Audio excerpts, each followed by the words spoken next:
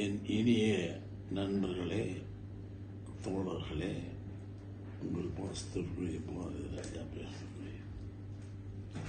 சில நேரங்களில் சில விஷயங்களை சந்தோஷமாக பகிர்ந்து கொள்ள வேண்டியிருக்கிறது. சில நேரங்களில் சில விஷயங்களை வருத்தத்தோடு பகிர்ந்து கொள்ள வேண்டியதிருக்கிறது. இயற்கை மனிதனை கொண்டுகிறது நியாயம்தான். பிரயோஜனமான சில மனிதர்களை கொண்டு செல்வது என்பது கஷ்டம். என் நண்பன், அது மட்டுமல்ல, சிறந்த கலைஞன், சிறந்த மனிதாபிமானி. இன்று வரையிலும் அவன் வீட்டுக்கு சென்று பசியாரி வராதவர்கள் யாரும் கிடையாது. அத்தகைய ஒரு நல்ல கலைஞன் பல நாட்களாக எந்த விதமான மூமெண்ட்டும் இல்லாமல் இருக்கும்போதே தமிழ்நாடு முழுவதும் மட்டுமல்ல உலகம் முழுவதும் வருத்தப்பட்டது. ஏனென்றால் ஒரு நல்ல கலைஞன்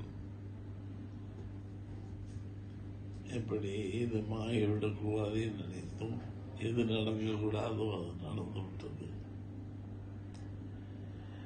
இருந்தாலும் அவன் வீட்டுக்கு சென்று சாப்பிடாதவர்கள் கிடையாது.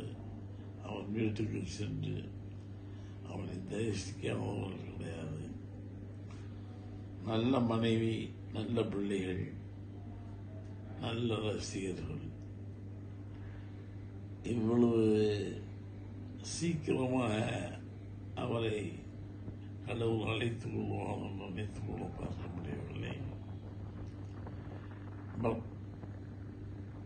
அது கஷ்டமாக நிகழ்வு. காலை செய்தி கேட்டவுடனே, ஏன்னா அவன் கலைஞன் மட்டுமல்ல, மிகச்சிறந்த ஃபைட்டர். நல்ல கலைஞன், நல்ல ஃபைட்டர், நல்ல இறக்க சிந்தாலே. யாருக்கு என்ன பண்ணணுமோ அவன் அந்த காலகட்டத்தில் பண்ணுவான். சினிமா நடிகர்கள் சம்பாதிக்கலாம், ஆமாம், சம்பாதித்து பிறருக்கு கல்வி கொடுத்தவன் விஜயகாந்த்.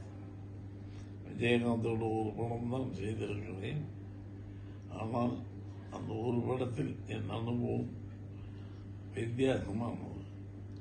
விஜயகாந்தோடைய படம், ஆனால் அவரோடு நடித்து அவரோடு பழகி பார்த்தவர்களுக்கு தான் தெரியும் அவன் எவ்வளவு பெரிய மனிதன் என்று.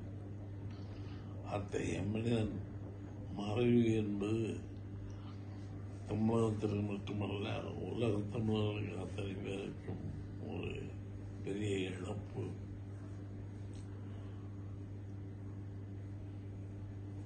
என்ன செய்வது? சில நேரங்களில் இயற்கை தவிர்க்க முடியாத ஒன்று.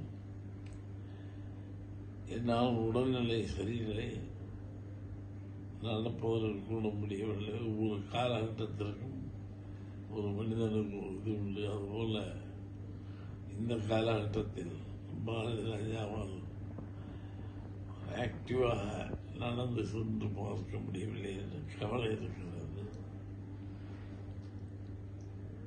விஜயகாந்த் வெற்றிப்படி நாட்டியம். விஜயகாந்த் தம் நடிப்பால் உயர்ந்தவன். விஜயகாந்த் மனித தன்மையாக உயர்ந்தவன். அவருடைய ஆத்மா சாந்தி அடைய, அவர் குடும்பம் ஆத்மா சாந்தி அடைய நான் என்னுடைய வருத்தங்களை எல்லாம் தெரிவித்துக் கொள்கிறேன்.